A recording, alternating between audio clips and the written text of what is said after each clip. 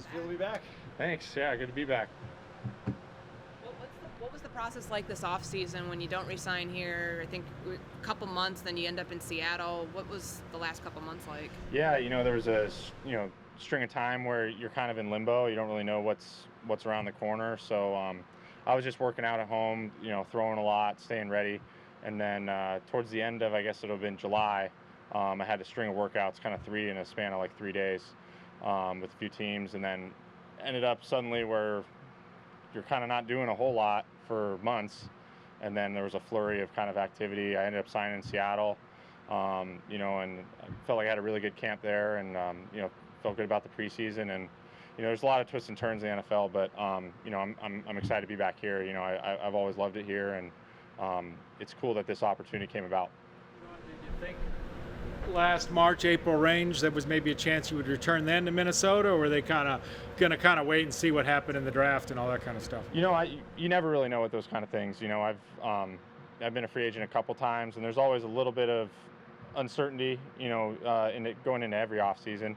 I was certainly hopeful to be back here, and I felt good about my time here, and you never really, certain dominoes need to fall a certain way, but I think the most important thing for me is that I got another opportunity in Seattle, and really try to make the most of it, and then now I'm getting another opportunity here, which that's all you want, especially be here, a place I love to be.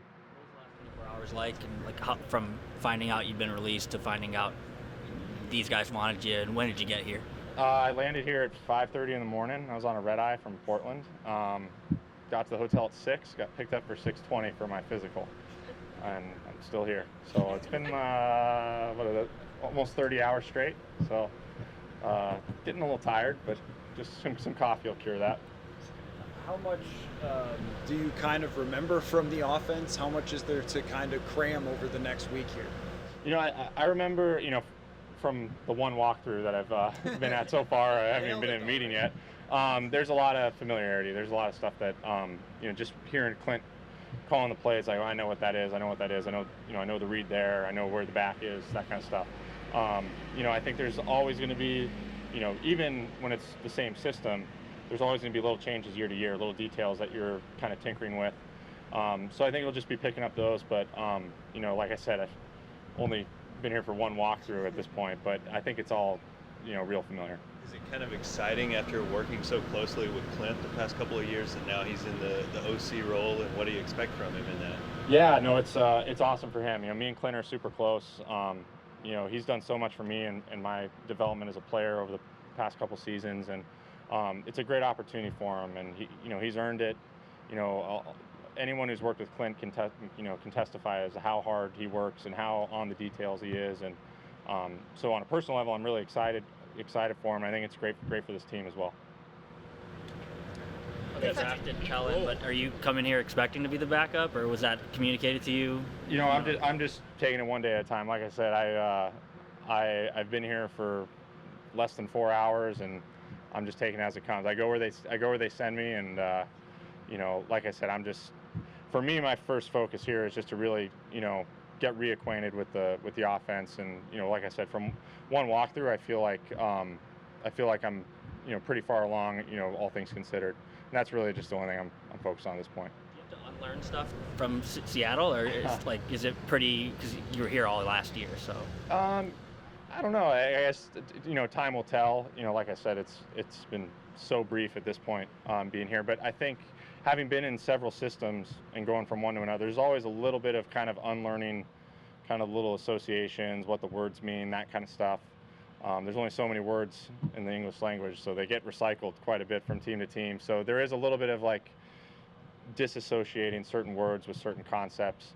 But I think really a lot of the concepts are going to be somewhat similar. And so I think it's just kind of finding a way to associate a new word with a concept that you already know. Did it catch you by surprise being let go by Seattle? I mean, you made the initial 53 and then boom, one day later. I was really happy to have made the 53. That was my goal all along in Seattle. I think this is year 7 for me now. I think you realize that, the day that it goes to the 53-man roster isn't necessarily the end of kind of roster moves. So I was ecstatic, just to kind of, like I said, I've accomplished my goal that I had set for myself there. But you also realize that things are always going to be in flux. That's just the nature of the league. Is it kind of bizarre, just like given what the new rules are with practice squad and elevations and all that, that you could be the QB2 on a practice squad basis? Does that make sense? Yeah, I'm going to have to, I have to get acquainted with all that stuff, because I think a lot of the changes were, predominantly last year for, the COVID stuff, and then they kept a lot of them.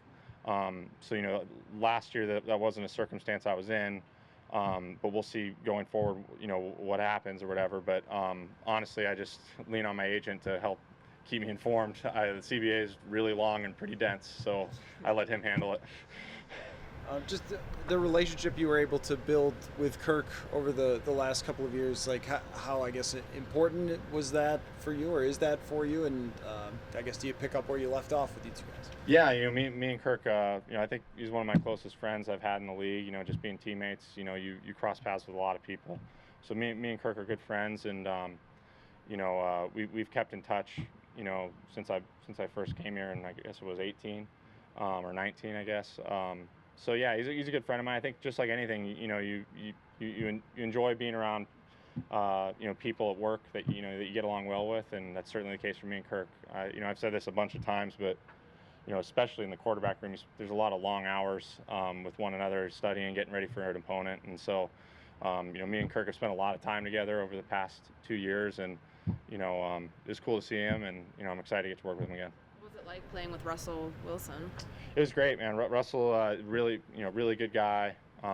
Obviously one of the best quarterbacks in the league, and it's fun to get to rub shoulders with lots of different people. As you kind of travel around the league and get to work with different coaches, different players, other quarterbacks, other receivers, defensive players. It's just fun to get to kind of watch them in their element and see kind of their habits, see kind of the way they approach their work.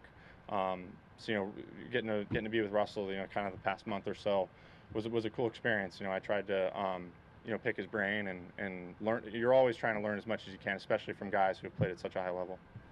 You see yourself too as kind of a mentor for Kellen also, because you got Kirk's a franchise and probably Kellen might be the future, so you're kind of trying to bridge that gap. I think honestly, a good quarterback room is you're all learning together, and so it's really a collaborative environment. You're all helping each other study. You're all helping each other develop. You're all helping each other get prepared for the game.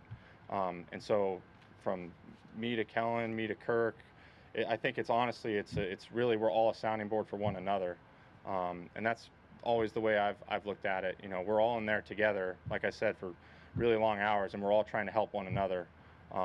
And so I think that's the beauty of the quarterback position. Usually there's only, 2, 3, 4 of you guys in a room at most. And so you get to know each other well, and you're always doing everything you can to help each other, because ultimately that's helping you get prepared.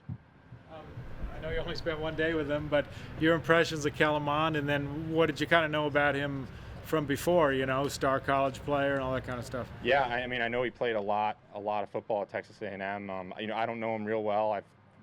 You met him in the locker room, walked out to the field, and then at that point we were kind of focused on practice. But I'm looking forward to getting to know him. He, seems like a really nice guy, and like I said, I haven't talked to him much. I've only been here a matter of hours. It feels like minutes, but it'll be cool to get to know him. He seems like a great guy, and in terms of football, I just know him by reputation, and he obviously had an awesome career at A&M. You said Red Eye from Portland, so you had to go Seattle, Portland Heat. Yeah, it was just a matter of finding the right flight. That's all it was. It's only 3 hours from Seattle to Portland, so it was more of a logistics thing. When did the Vikings first reach out to you? When did you hear yesterday that they had honestly, it was just yesterday after.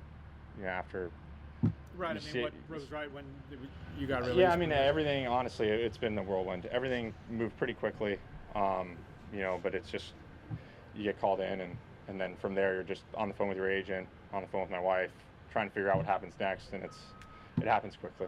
And you touched upon it. How crazy is it? 53-man rosters are set. People think they're on it. I mean, you were let go. You saw the Vikings have moved guys around. How crazy is it, the stuff that even happens after the 53 is set? Yeah, things are always in kind of a state of flux. obviously this is kind of a huge flurry of movement, but throughout the year, and that's just the nature of the business. I think, now that I'm older, I've kind of been through it a number of times, and you realize that, there's waivers and all this other kind of stuff that, maybe when you're first coming in the league, you're not quite as aware of. You have to take a nap now, or do you have to go do all this other stuff? Yeah, I will definitely take a nap pretty soon. We'll see. It's at this point I'm awake, so I might as well try to make the most of my day. I don't know, battling jet lag, there's different strategies. So yeah, that's what they say. Yeah. It might be hard for me. Thank you. Thanks.